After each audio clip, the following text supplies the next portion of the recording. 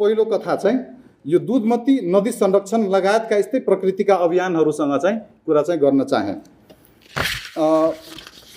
धर्मप्रति आस्था राख्ने मानिसहरूको लागि दुधमती नदी पवित्र धार्मिक नदीको रूपमा लिँदै आएका छन् मानिसहरूले। त्यहाँ मध्य प्रदेशमा जनकपुर धाम नजिकै रहेका छिरेश्वरनाथ नगरपालिका उद्गम स्थल रहेका यो नदीको लम्बाइ 39 किलोमिटर छ र धेरै नदीहरू जसको चाहिँ उद्गम स्थल मध्य प्रदेशमै रहेका मध्येमा यो पनि एउटा नदी हो जसको चाहिँ उद्गम स्थल मध्य प्रदेशमै रहेको र मध्य प्रदेशमै चाहिँ समाप्त हुने नदीहरू चाहिँ 27 वटा छन्, जसमध्येमा दुधमती नदी एउटा पर्छ।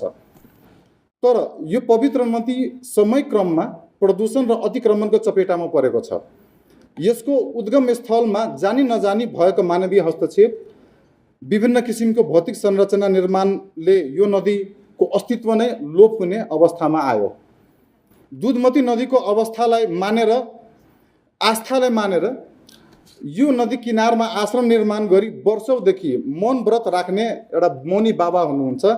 त्यो बाबाले चाहिँ अहिले पनि त्यही नदीको चाहिँ पानी चाहिँ खानुहुन्छ, जुन प्रदूषित पानी हो।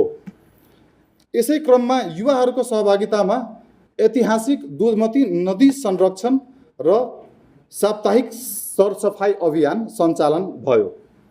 हालसम्म यो अभियान अन्तर्गत उनीहरूले 257 हप्ता 297 week, it's a regular 297 week every day Saturday हप्ता निरन्तर रूपमा सरसफाई, संरक्षित घेरा सहितको वृक्षारोपण, तटबन्ध निर्माण जस्ता कार्यहरू गर्दै आएका छन्।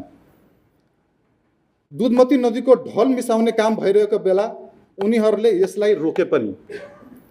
रोचक कुरो के छ भने शिक्षक समेत रहेका दुधमती नदी सरोकार समाजका अध्यक्ष, जो पनि युवा हुनुहुन्छ, हाम्रो 40 वर्षको डिफिनेसनमा पर्नुहुन्छ, सुदीप मण्डल, शिक्षक जो आफै शिक्षक हुनुहुन्छ, उहाँ चाहिँ यो अभियानको चाहिँ एउटा सञ्चालक हो र स्वस्फूर्त रूपले चाहिँ यो अभियान चाहिँ चलाइराख्नु भएको छ र लगायतका केही बुद्धिजीवीहरूले पनि, समाजकै बुद्धिजीवीहरूले चाहिँ यसलाई चाहिँ प्रोत्साहन चाहिँ गर्दै यो सरसफाई अभियानहरू चाहिँ गरिरहेका रहेछन्।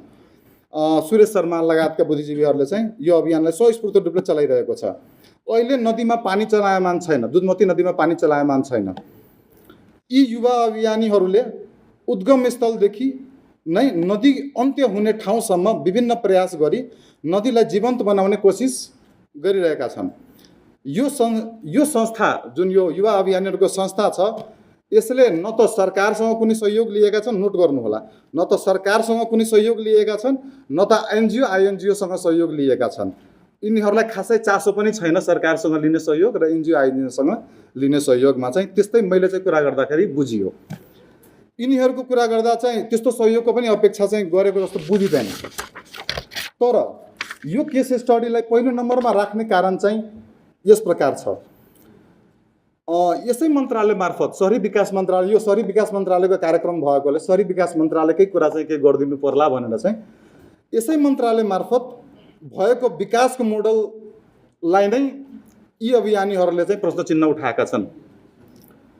नदी नियन्त्रणको नाममा नदीको दुवै किनारमा कन्क्रिटाइजेसन, पर्खाल लगाउने काम यसै मन्त्रालयको कार्यालय मार्फत सुरु गरियो।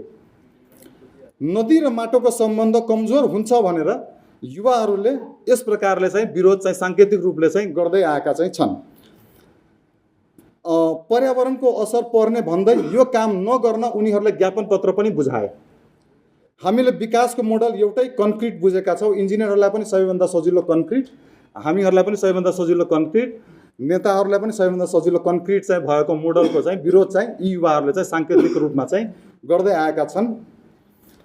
हुन त तत्कालीन शहरी विकास मन्त्री रामकुमारी झाँक्रीज्यू, माननीय रामकुमार झाँक्रीज्यूले यो कार्यक्रमको शिलान्यास गर्दै आउनुभएको बेला स्वयं नै यो कामप्रति असन्तुष्टि जनाउनु भएको थियो। इन्जिनियरहरूले माफी पनि मागेको चाहिँ सुनियो। तैपनि नदी संरक्षणका लागि खटिएका युवाहरूको चाहना विपरीत कन्क्रिटकै काम सुरु गरियो। नदी किनारमा 11 मिटर ठाउँ छोडेर मात्रै वृक्षारोपण र ट्रेकिङ वे बनाउनु पर्ने उनीहरूको माग छ र यो चाहिँ यो मञ्चमा चाहिँ ध्यान आकर्षण पनि गराउन चाहे।